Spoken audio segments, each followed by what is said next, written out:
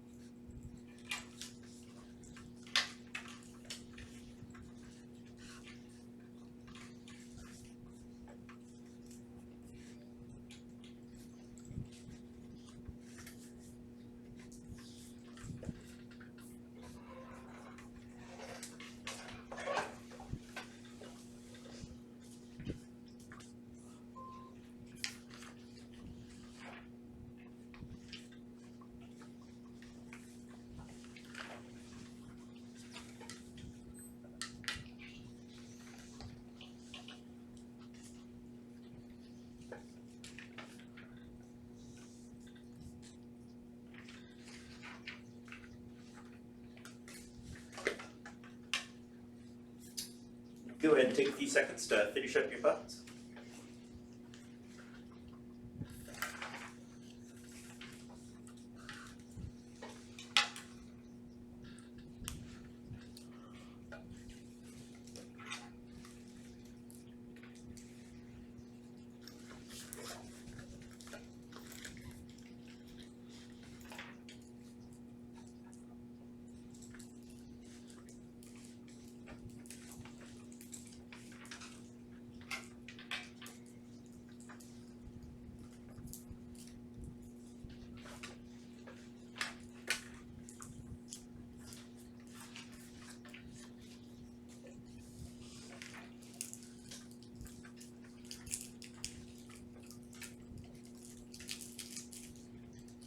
And pass your quizzes forward, please.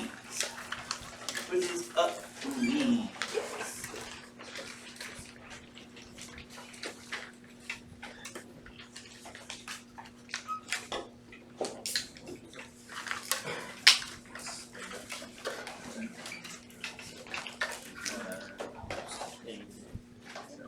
Thank you. Yeah. And thank you.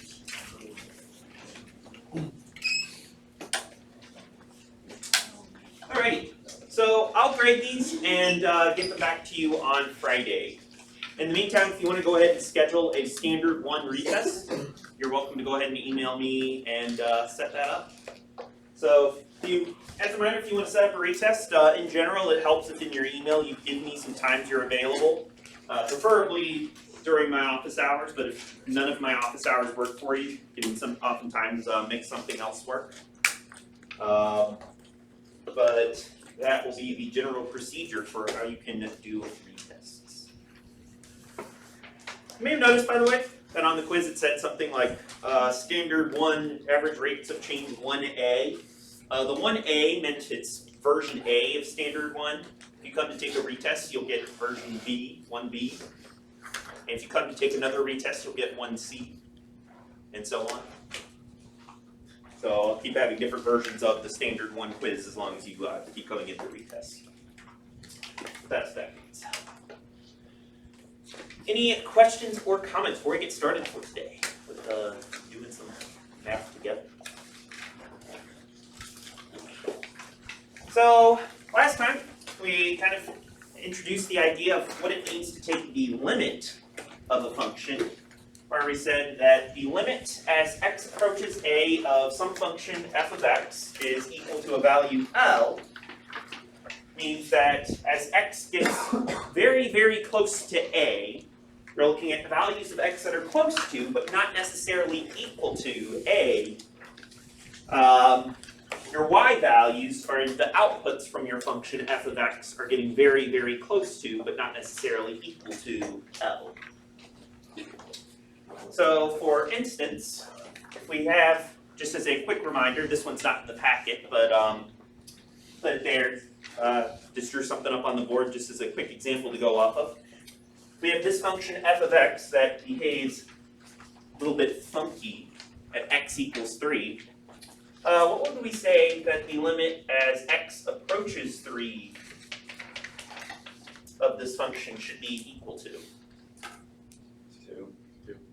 Yeah, it's going to be 2, because if you look at values of x that are very, very close to 3, like x equals 2.99, x equals 3.01, you're always going to get y values that get very, very close to a y value of 2. On the other hand, if I ask you for f of 3, what would that be? 7. Yeah. F of 3 would be 7, because if you were to plug in 3 itself into the function, you would actually get an output of 7. And so the fact that these two expressions are not equal to each other, f of 3 and the limit of f of x as x approaches 3, suggests that x behaves very differently at 3 than it does at all of the points that are close to 3. And I think where we left off last time, we were starting to talk a little bit about what does it mean to evaluate a limit of a function algebraically. Meaning, if we have a formula for f of x, but we don't necessarily have a graph sitting in front of us, how would we evaluate that limit? So, I thought we could start off by evaluating a couple more limits together as a class, and then we're going to talk today about what it means to take a one-sided limit and some graphical properties of limits of those. So let's say I wanted to take a limit as h approaches -3 of h squared plus 3h over h plus 3. And if you're following along in the packet, we're now on the third page of the packet.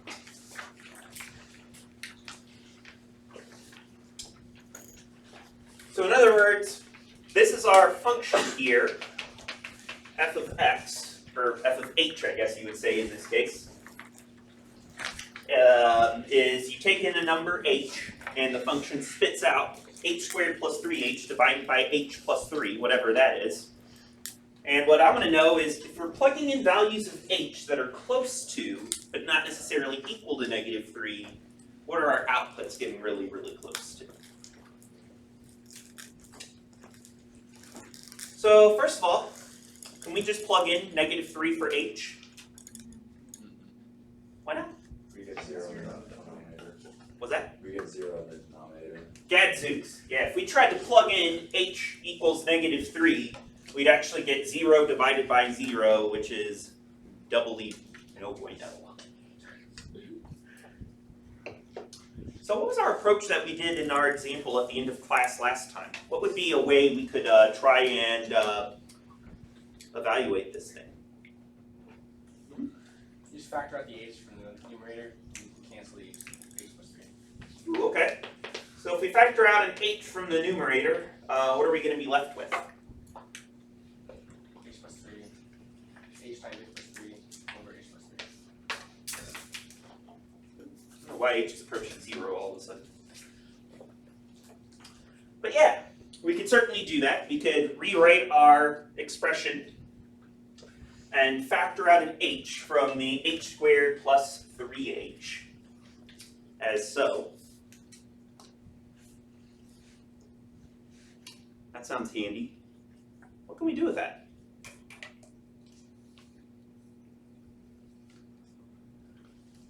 You can cancel out the h plus 3. Give it the old swoosh swoosh? Yep. Are we worried about canceling out 0 from the top and bottom? No, because we're dealing with limits, so it's really close to -3, but we're not actually dealing with it, so we can ignore that property for now. Yeah, we don't have to worry about canceling out 0 from the top and bottom because we know that for the values of h that we care about, values of h that are close to -3, we're not actually caring about what happens at h equals -3 itself. So the thing that happened last time where we accidentally canceled out a 0 in the top and bottom and we're left with madness, I don't think is going to necessarily happen here. So we can give this the old swoosh swoosh. We have a common factor of h plus 3 in the numerator and denominator.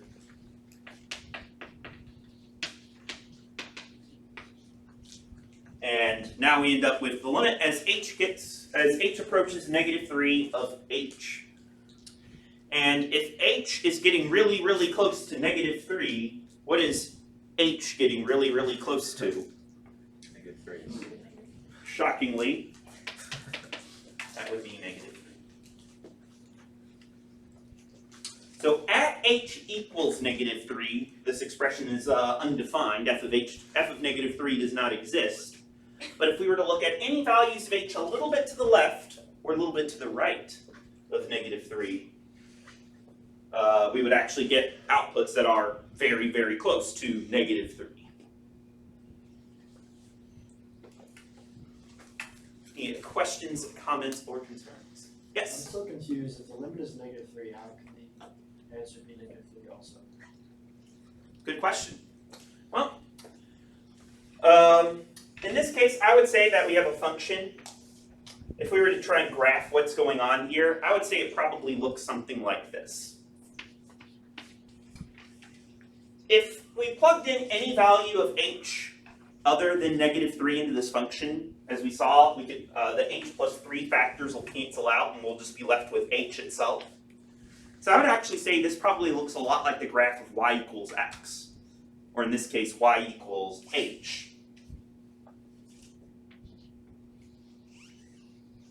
Where you plug in a value of x into your function and it spits back out the exact same value. Function doesn't do anything. It's a lazy function. Don't be lazy.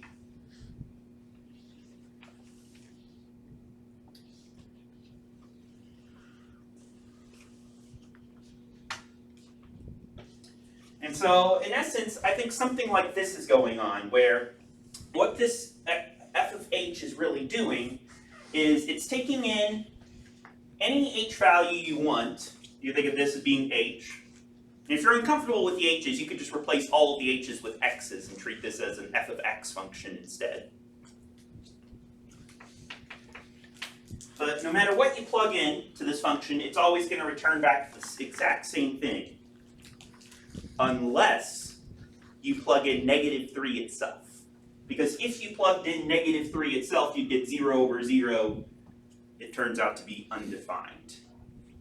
So what ends up happening here with this expression is we can take a limit as h gets close to -3, and if we were to plug in, for instance, f of -2.9, we get -2.9 back. If we plugged in -3.1, we get -3.1 back. If we plugged in f of a bajillion, we get a bajillion back. And no, bajillion is not an actual number. But assuming if it was, and as long as it's not equal to -3, we would get the same thing back if we plug that into this function. F of -3 though, doesn't exist. That's the single point at which this function is undefined. So if we plug in values of h though that get really close to -3, we get outputs that get really close to -3 because you're getting back the same thing that you put in.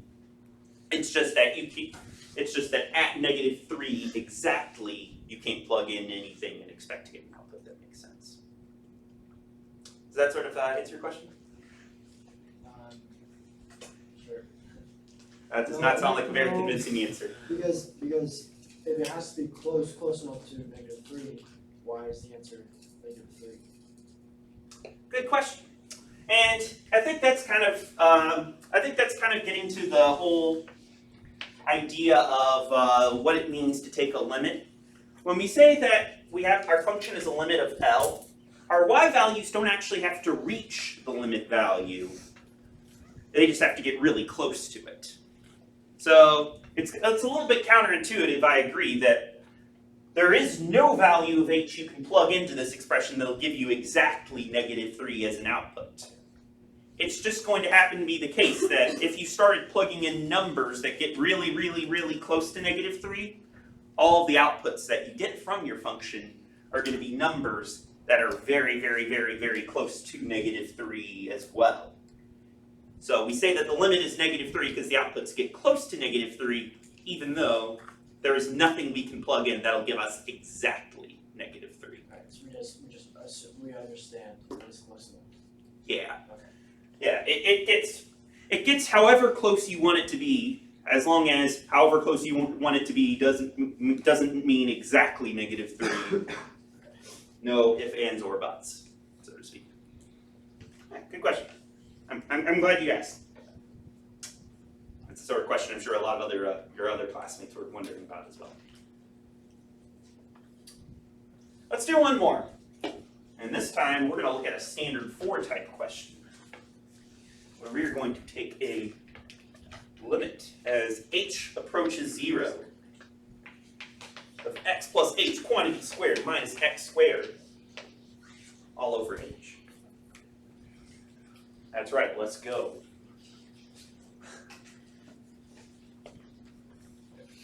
You FOIL and combine like terms. In the numerator? Yes. Okay. Before I do that, can we plug in h equals 0? Can, but you're gonna get undefined. You're going to get sadness if you do that. You'll get x squared minus x squared is 0 divided by 0. Pro tip, if you plug in your value of h or x or whatever you call it and you end up with something like 0 over 0, oftentimes that oftentimes means that there's something you can factor and cancel out, like what happened in this last example.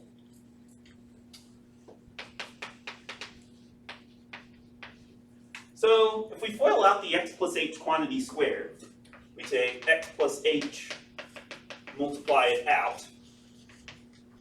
What are we going to get? Other than a right mess. X squared plus 2xh plus h squared minus x squared all over h. Let's see, so you're saying that the x plus h quantity squared term gave us the x squared plus 2xh plus h squared? Well, let's see, if we FOIL this out, we'll get, multiply the first two terms, will give us an x squared. Multiply, let's see, FOIL, O, outside. X times h will give us an xh. Inside terms will give us an h times x, which is another copy of xh. So I think that's where we can get the 2xh from. And finally, if we multiply the last two terms together, we'll get an h squared. So yeah, I like it. So we end up with the limit as h approaches 0 of x squared plus 2xh plus h squared minus x squared all over h.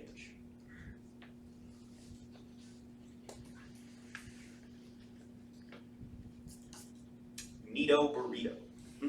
Now, like the x squareds cancel each other out, Swoosh swoosh. and then you can factor out another h into the front, and you're left with h times 2x plus h over h.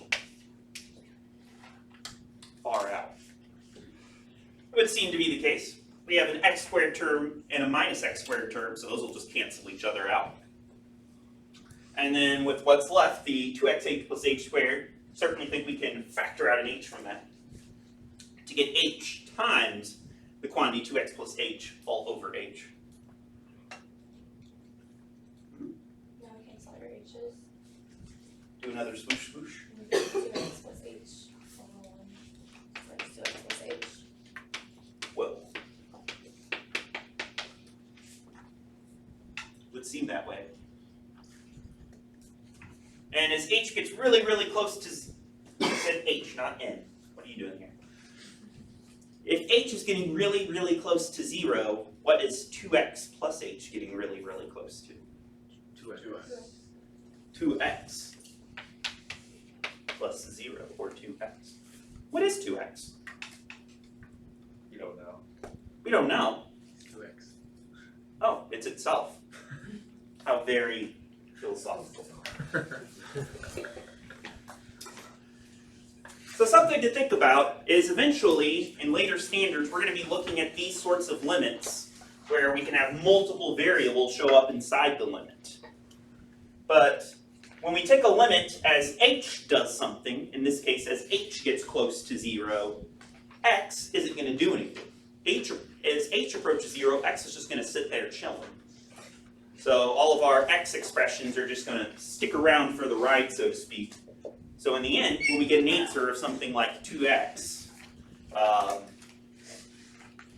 we can't really do anything with that. Like, we're not going to set that equal to 0 and solve for x or anything like that.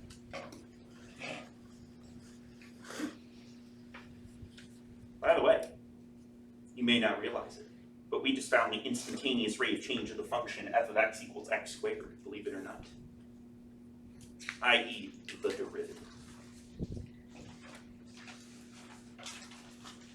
More on that in a couple standards. Does anybody have any questions or comments about either of these examples?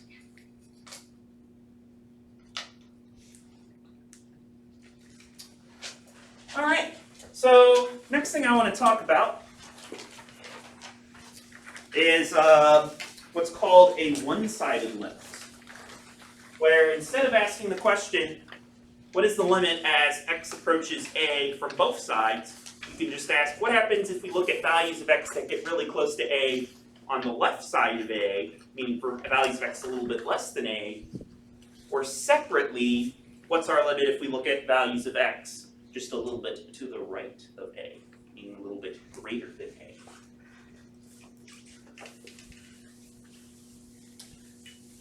And that's going to give us our notion of a left-hand and right-hand limit, or more generally, what we'll call a one-sided limit.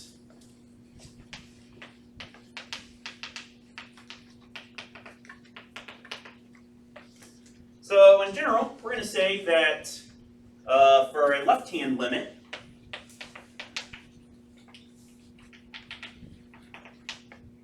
we'll say that the limit as x approaches a, and then I have a little minus sign here to indicate we're coming from the left, meaning we're looking at values of x that are a little bit less than a, of our function f of x is going to be equal to L.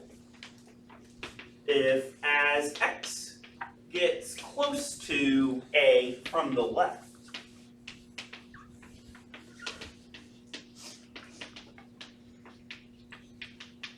f of x gets close to L.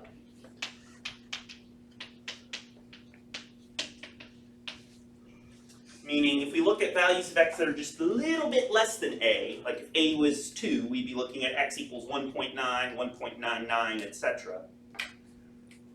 Our y values are getting close to L.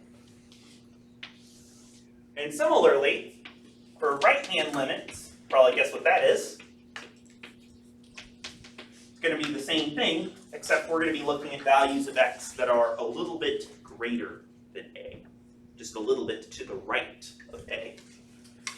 And we usually denote that by saying limit as x approaches a, and then include a little plus sign like that to indicate we're coming from the right. We're looking at values of x that are a little bit greater than a. If blah blah blah blah blah, beep boop, burp burp, from the right.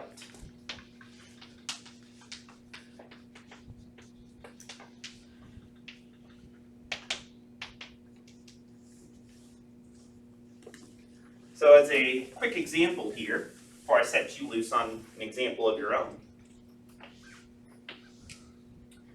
Let's say we had a function that does something like this. I already don't like my example.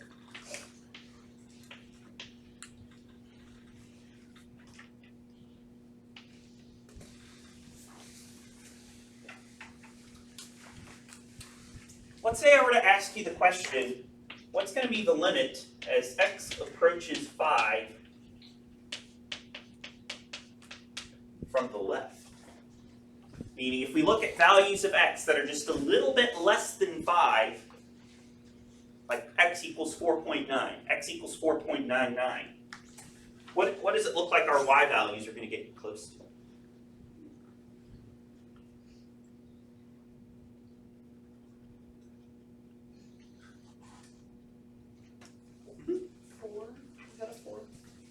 I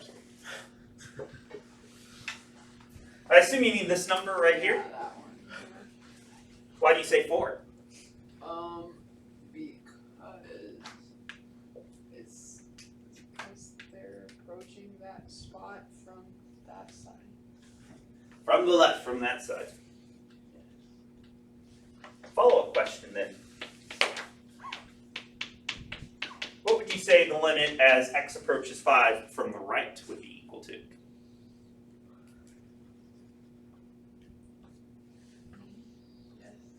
Two. I like it. Yeah, we're going to have a limit from the left of 4, because if you look at values of x that are just a little bit less than 4, like f of 4.99 for instance, would be, I don't know, probably something about 4.01, something that gets very, very close to 4. On the other hand, if we were to plug in a value of x a little bit to the right of 5, like 5.01, we'd probably get an output that's just a little bit less than 2, something like 1.99. So the moral of the story is, we don't always have to consider what happens as x approaches a from 2 directions. We could just look at a direction from the left and a direction from the right instead. And so with that, I want you all to take a couple minutes to work on an example with your neighbors, people sitting around you. So I have this function here on the one-sided limits page of the packet that I drew up on the board while you all were taking your quiz. And what I would like for you to do is I want you to tell me what's the limit as x approaches -1 from the left. What's the limit as x approaches -1 from the right? What is g of -1? What is the limit as x approaches 2 from the right? What is the limit as x approaches 2 from the left? What is g of 2? And finally, without specifying a direction, what's the limit as x approaches -1 of this function? And what is the limit as x approaches 2 of this function? So go ahead and take a couple minutes. Talk, as always, you're welcome to talk to your neighbors. Welcome/encouraged. And we will reconvene to see what you all think about these limits here in a couple minutes.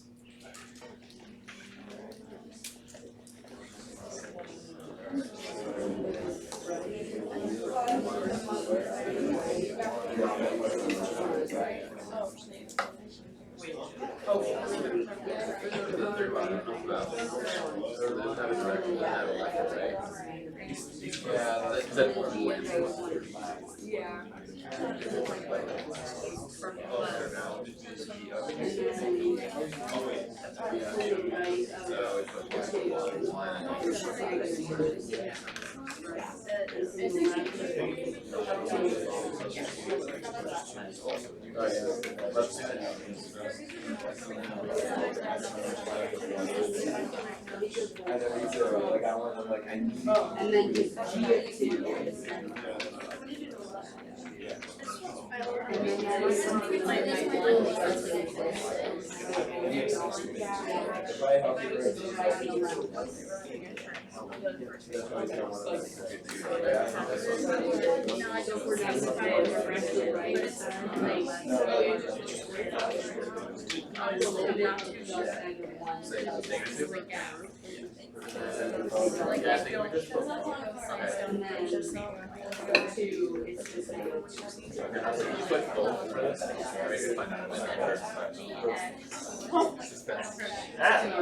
That's a good question. So it looks like you want to say as x approaches -1, g of x goes to 2 values. I would say this. If the limit exists, it can only be a single value. But that's a good question, because I could definitely see an argument for why you would want it to be two different numbers.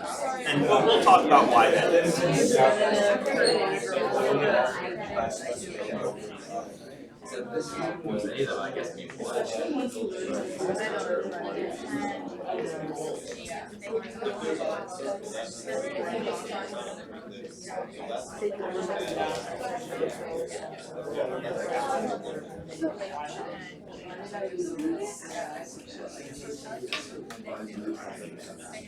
That's an impressive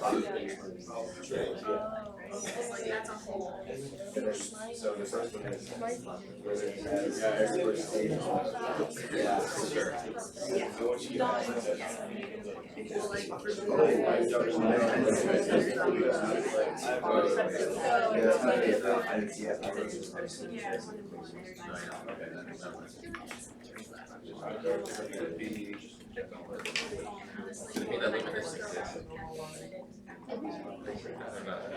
Like that.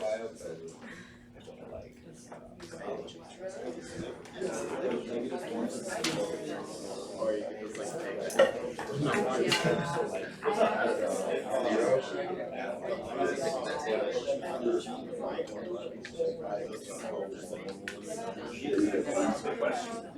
Let me ask you a question there. I meant the obvious. I would say, I would say this, the limit cannot be, cannot have You're a asking multiple to say it's just like ones. this guy right here. Three, yeah, so it's like it would be this value, but it's still no limit because as you go ahead.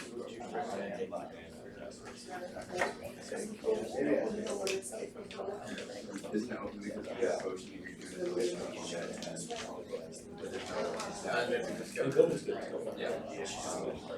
Yeah. I don't think so.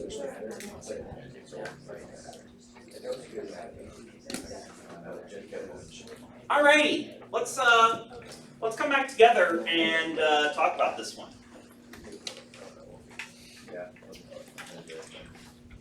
Looks like there's a consensus for a lot of these, but a little bit of confusion on a couple of the last ones here. So, anybody tell me what they said was going to be the limit as x approaches -1 from the right of this function? Meaning if we're looking at values a little bit of x, a little bit to the right of -1, what sorts of y values are we getting? 1. Getting y values that are close to 1? Everybody on board?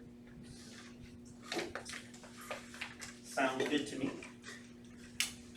What the limit as x approaches -1 from the left? -1. Looks like it.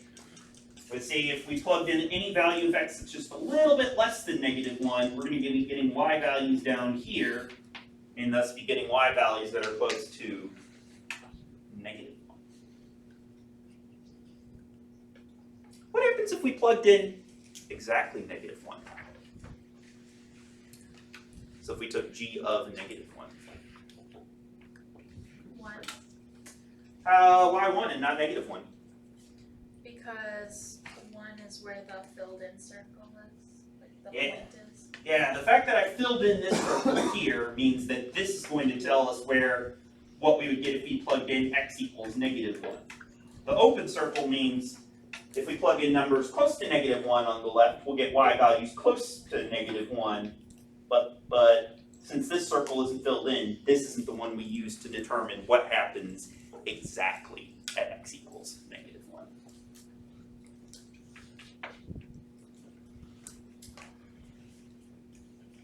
How about the limit? Let's go take a look for a minute now at x equals 2.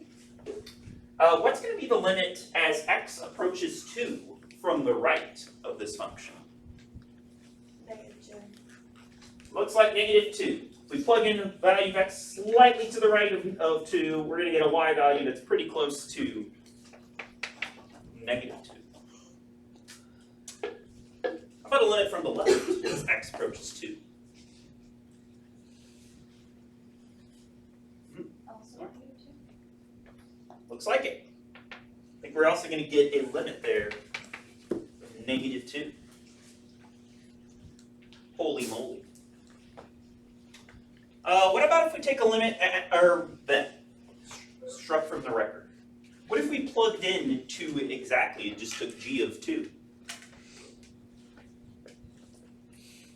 -1. Not -2? I agree, because we have our filled in circle at y equals -1 there. So even though the limit from the left and the limit from the right are -2, g of 2 is something else entirely.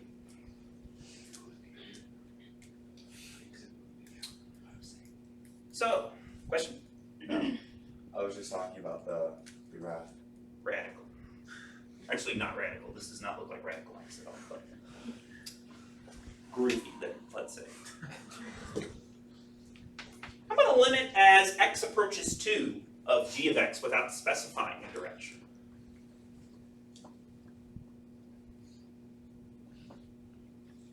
-2, because it approaches the same value from both sides. Yeah. As x gets close to -2, doesn't matter whether you're getting close to it from the left or the right, the y values are all approaching -2. Even though g of 2 is a different value entirely. What about the limit as x approaches -1 of g of x? It does not exist. Does not exist, but we found a left limit and a right limit. Because both right and left don't match, they're not the same value. So the limit of -1 can't exist. Golly, I would agree. So this is kind of the one that, as I was walking around the room, it sounds like was a bit of a sticking point, because we had a limit from the left, and we had a limit from the right as x approached -1. But the fact that these limits are not the same means that if we just ask, what's the limit as x approaches -1? There isn't one, because there's not a single y value that our function is getting close to as x approaches -1 from all possible sides.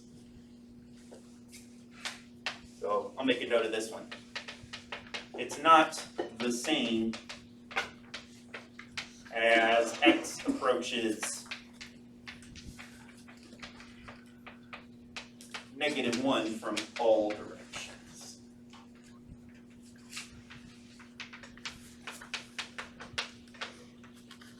And in that case, we just say that the limit does not exist. In order for the two-sided limit to exist, the sorts of limits we were doing last class and earlier today, it has to be the same as x gets close to your a value from all sides.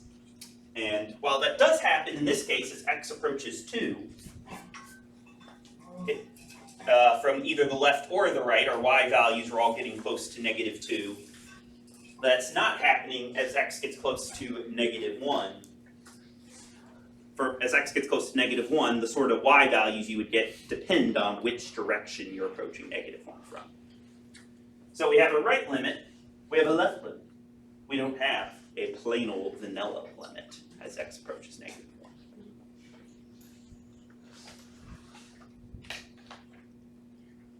Any questions or comments? All right, then, one last question. What if I were to ask you, what is the limit as x approaches 0?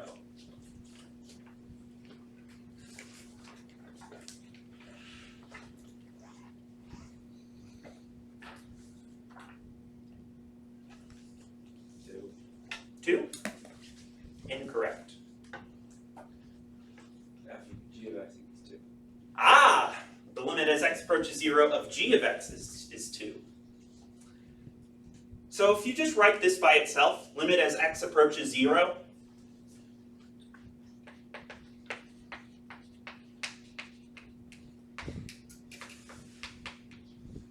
it is nonsense. You can't just say, I'm going to take a limit as x goes to 0. I guess you could say that, but what are you taking a limit of? G of x?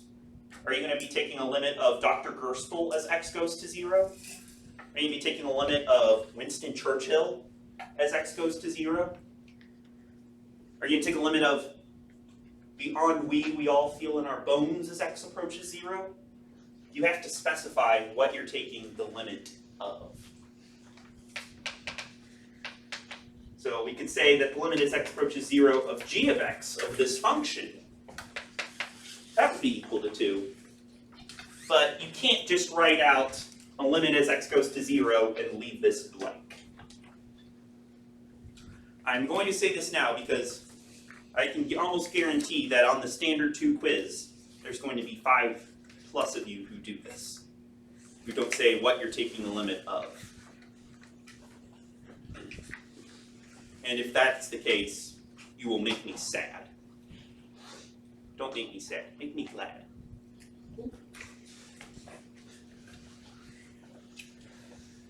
Alrighty, so,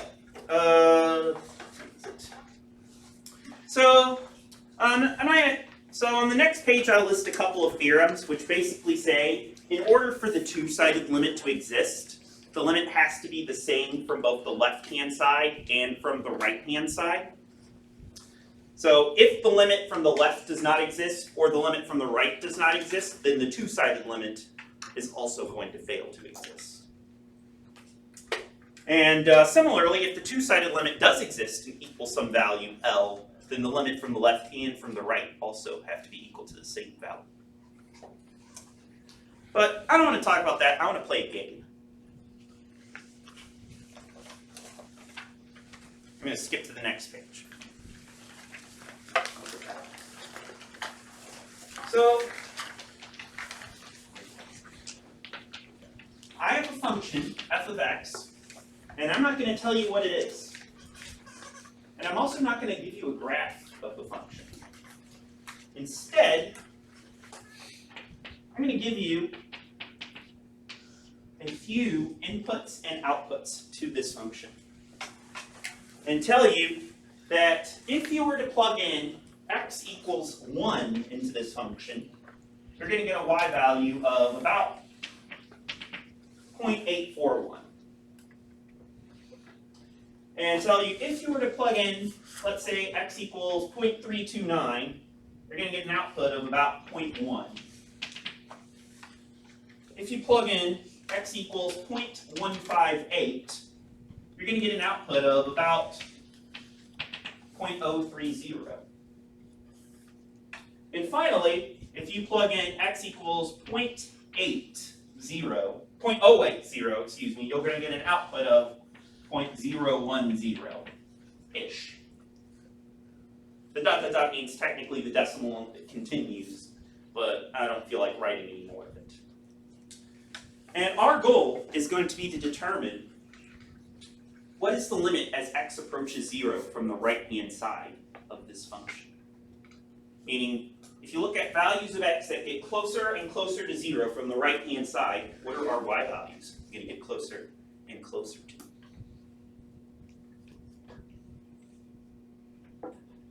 So here's how the game's going to work. At any point, if you think you know what the limit is, you could say, Dr. Gerstle, I think that the limit is blah. Or if you want, you can say, Dr. Gerstle, what is f of, and then give me a number. And I'll tell you what is going to be the output if you plug in whatever x value you give me into that function.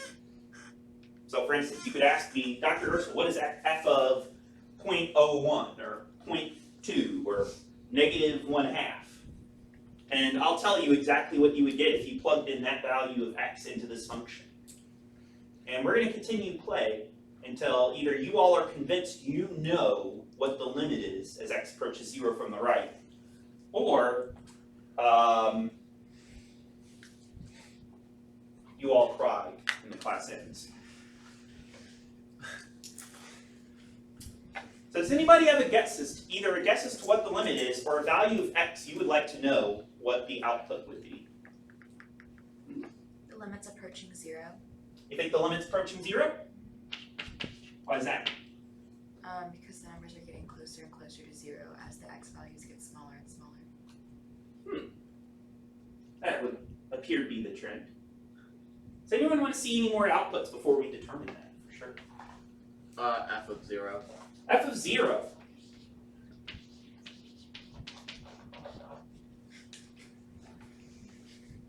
F of -0.08. -0.08? Yeah.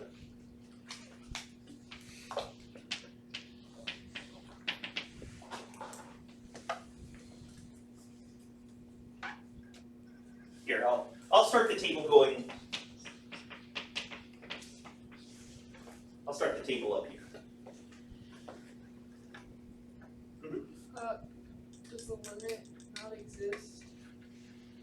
Why do you say that? Cause I'm thinking it's like one of the ones where they keep getting, the line just keeps getting closer and closer to zero, but it'll never touch x equals 0, or y equals 0. I think the limit could still be 0 in that case, you just wouldn't get f of 0 exists. Sort of like, what would happen if in this case where you could say that the limit is -2 at x equals 2, even if f of 2 or g of 2 itself does not necessarily exist. So I don't think we could necessarily say that. We plug in 0.001. 0.001. Alright, for this one I'm going to need my calculator, which I'm just going to use on my phone.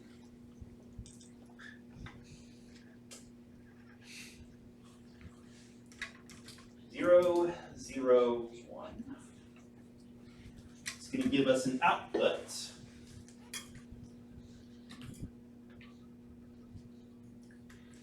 Come on, phone.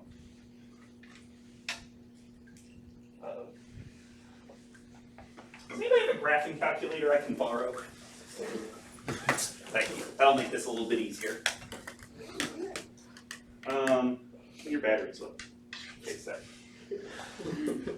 So much. Let's see.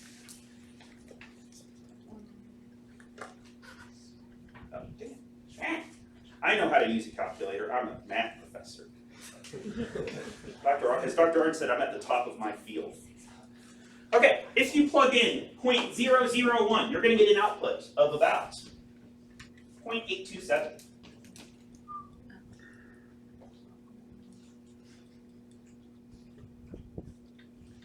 F of 1 to the -10.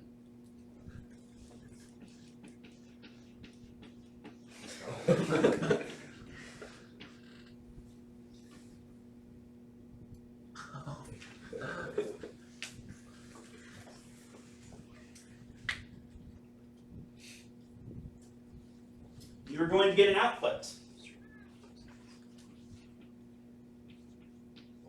of about -0.488.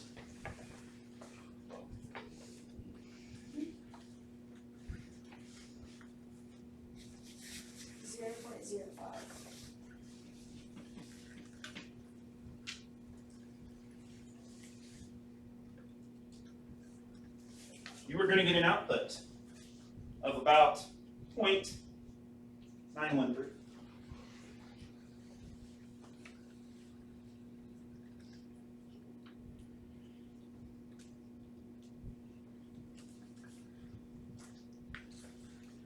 .09.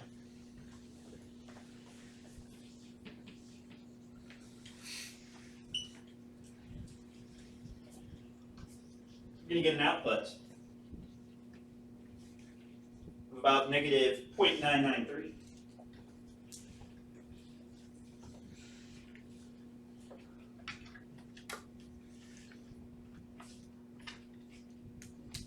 At any point, if you have a guess as to what you think the limit is, you're welcome to share that guess as well.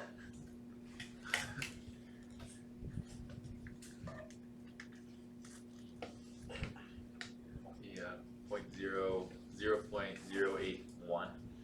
0.081.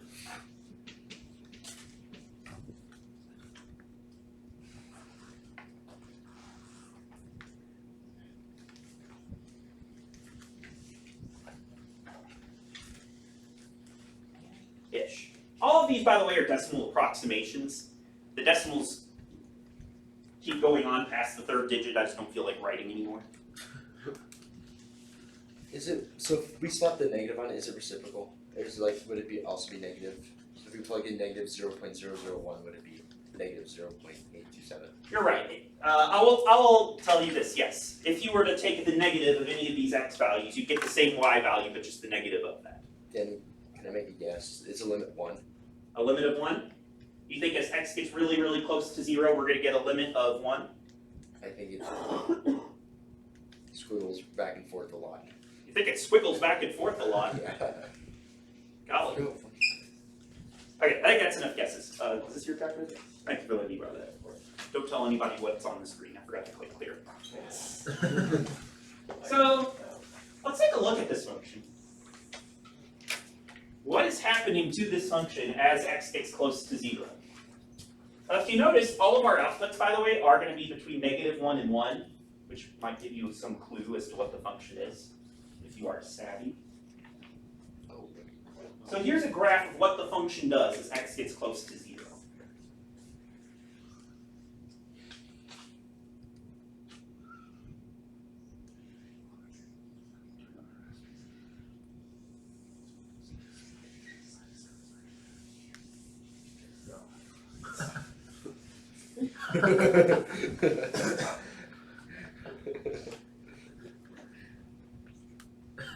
That is what the function looks like at 0.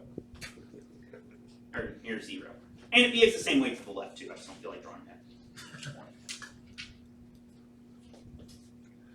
What is the limit as x approaches 0 from the right of this function?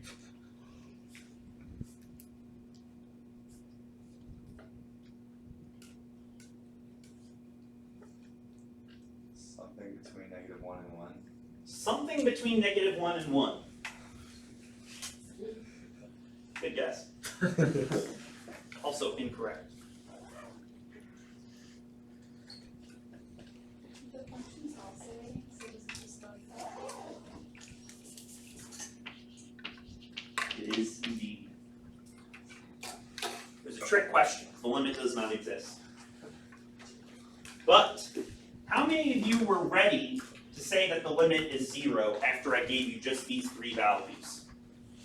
Which I very carefully cherry-picked to be like values like this.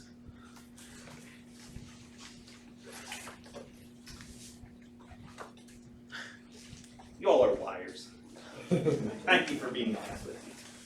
So the moral of the story is, by the way, this function, I'll tell you what it is now. It's a sine of 1 over x. Which is why it's undefined at 0. You can't take 1 over 0. The moral of the story is, just because the limit might, you plug in a few numbers that are close to 0, and you get values that make you think, oh, it looks like the limit's getting close to 0, you might not be getting the full story.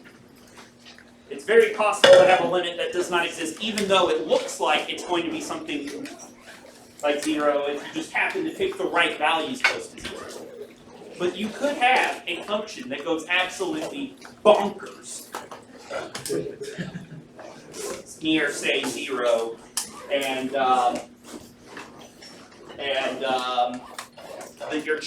your carefully picked values that seem to be suggesting one thing could actually be telling you something else. All right, that's gonna do it for today. When we come back on Friday, we're gonna finish off Standard 2. Standard 2 quiz will be on Monday. Oh, it's just probably whatever. It's probably do that class. Not smart.